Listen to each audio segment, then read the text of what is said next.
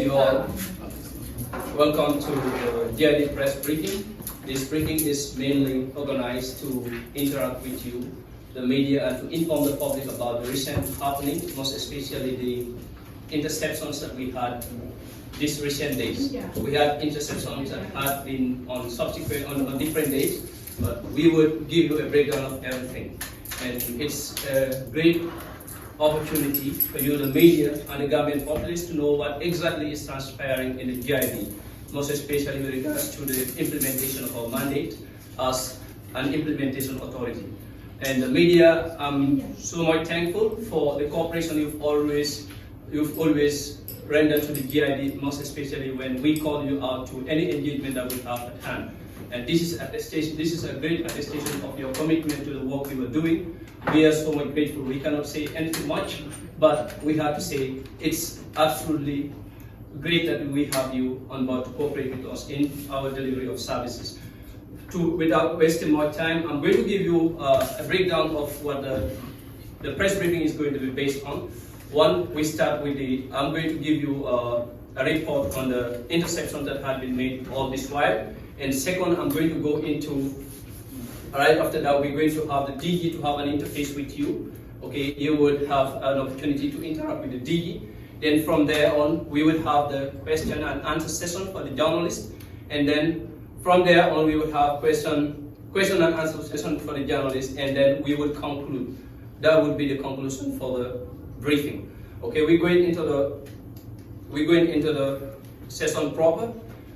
This, like I said, is a press briefing that is organized to talk to you about the happenings, most especially the interception that had been made by the GID in collaboration with other partners, okay, state partners and other non-state partners from outside. Okay, on the 19th of April 2025, a joint operation team consisting of the GID and the SIS intercepted 8 would-be migrants, including a suspected agent, Lamin Jawara. In response to an intelligence gathered by the SIS, a successful operation was held at Jambur, and the intercepted migrants were transported to the Tangier Border Patrol Unit for due processing on the same night. Among the intercepted would-be migrants were 2 Gambians, 5 Senegalese, and 1 Nigerian. Then on Saturday, 20th April 2025, a thorough investigation ensued by the Joint Investigation Team, which warranted the obtainment of witness statement and some cautionary statement from the would-be migrant, and Lamin Jawara was a prime suspect. However, an investigation indicates that one Lamin Jame, who has a pending case with us and currently reporting on bail, is yet again involved in receiving payment and recruiting migrants for another irregular migration journey. A migrant attested to have paid a sum of $55,000 to Lamin Jame in Serekunda for the trip. Further investigation revealed that Mr. Jame, who is currently in our custody, was also engaged in collecting money and recruiting migrants from the Gambia and Senegal. He has confessed to receiving over four payments ranging from $30,000 to $50,000. However, Mr. Jawara insisted that he is not an agent, as he only opted to travel to Europe just like the rest of the would-be migrants. He mentioned one Mr. Sain, a Senegalese national and a resident of Jambur, was the main organizer. He affirms that the recruitment is done in the Gambia, and Mr. Sain was present in the Gambia on the same day they were intercepted. Jawara was there for caution and charged for conspiracy. On the second interception we had on April 23rd, 2025.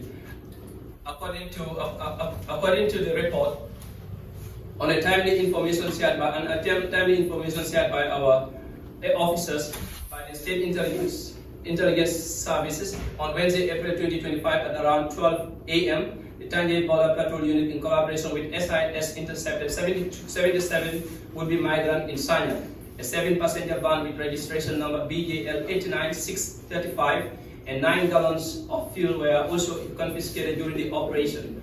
The migrants were transported to the Tangier Border Patrol Unit for processing. Profiling of migrants was conducted, and among the 77 would-be migrants include 36 Gambians, 2 Senegalese, 22 Guineans, 2 Nigerians, and 6 Malians.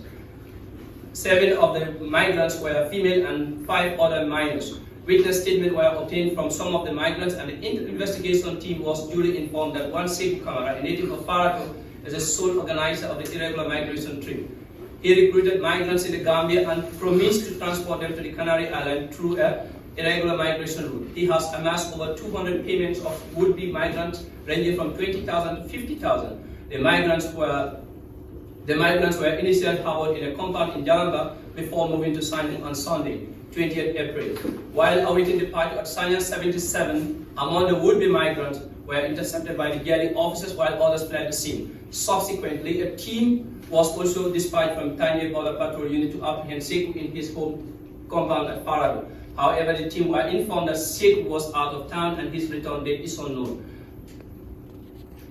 On the same day, on the same thing, we have on April 27th, we have another interception, which was on Sunday, the 27th April 2025. The GIADI officers of Gunjur and Tanje in collaboration with Guardia Civil in a separate operation intercepted 37 would-be migrants.